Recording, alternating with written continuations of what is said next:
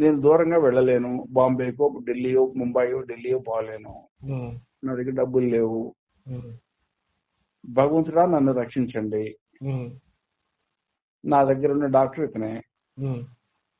ఆ శరణాగతి భావంతో వెళ్ళినప్పుడు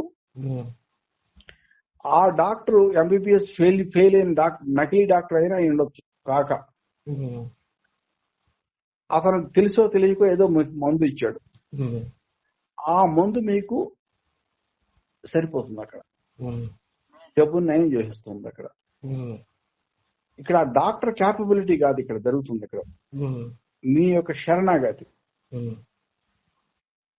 ఆ శరణాగతి లేకుండా మీరేదో గొప్ప ఇంటెలిజెంట్ అని ఫీల్ అయిపోయి మీరు పోయి ముంబై పోండి, ఢిల్లీ పోండి, లండన్ పోండి, అమెరికా పోండి, ఇంకెక్కడికన్నా పోండి, మీ జబ్బు మాత్రం నయం కాదు. ఇక